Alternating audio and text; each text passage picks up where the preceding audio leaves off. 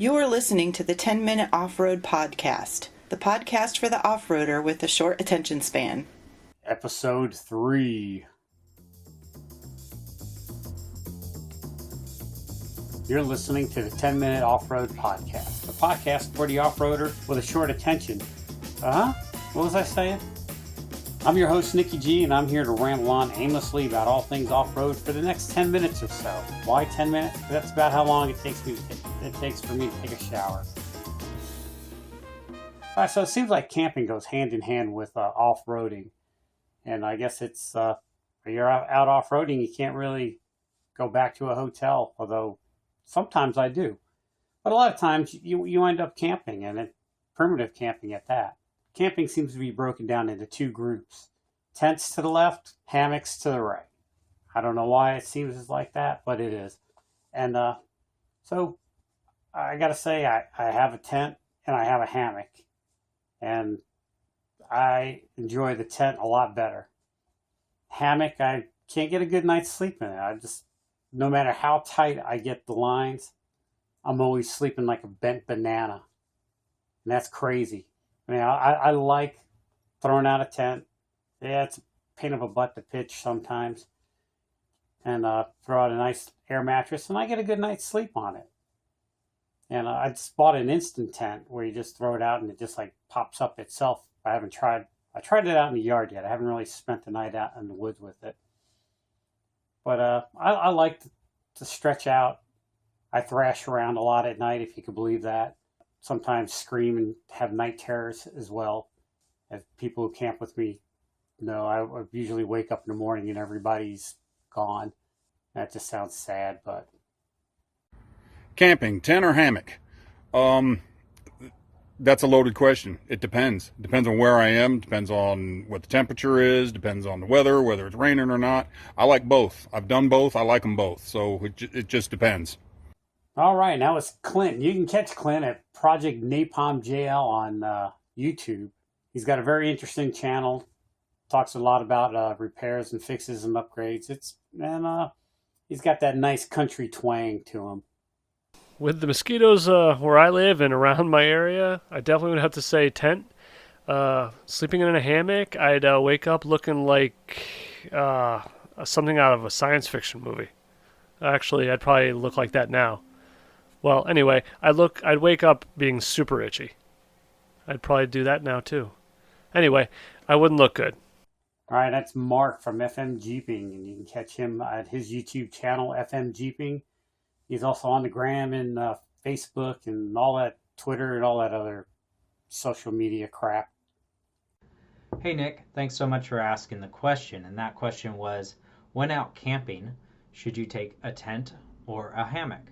So I personally take a hammock when I'm out backpacking.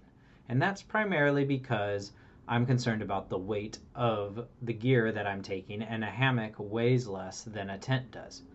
But if I'm out car camping or overlanding, I'm going to be taking a tent because I'm not too much concerned about the weight of my tent that I'm going to be taking with me because I have my vehicle to carry it for me. That said, I do enjoy having, the luxury of being able to stand up and having a little bit of extra space and, not worrying about falling out of the hammock in the middle of the night while I'm out car camping. I also have a rooftop tent that I use quite often and even take that out rock crawling with me, and I enjoy that very much, though you can't actually stand up inside of that one, but you can fold it up really quickly and get away if needed. I do have that personally right now on my crawler, and the bummer part about that is that I have to shut the tent if I'm going to go out on a night run, or if I'm going to, go out on a day wheeling trip, I have to shut the tent to go out wheeling. So I might move that to a trailer, at one point here in the near future. But as of this time, it's right on the back of my rig, and I am just toting it along whenever I go out wheeling. Thanks for asking the question. This was Jimmy Jet from Snail Trail 4x4. All right. Thank you, Jimmy Jet. I appreciate it. I have to say, you got a voice for broadcasting. I can listen to you all night. It's a very smooth voice. I hope my voice comes out as smooth. hammock. Ha ha ha. Anyway, when I camp in a tent. I'm not opposed to camping in a hammock, but I've never done it, and it's generally tent camping for me. Usually because when I'm camping, it's at a established camp area, not just like driving along and hanging up a hammock to sleep for the night. So yeah, I'm going to say tent. All right, that's Nate from SWB Crawling. You can catch him on Facebook and all that other social media crap.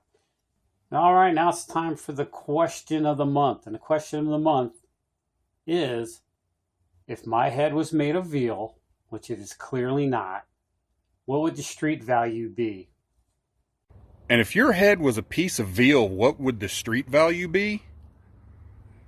That all depends on whether it's, you generally don't ground veal, but I think if it was ground veal, it'd be pretty high. All right, buddy. Later.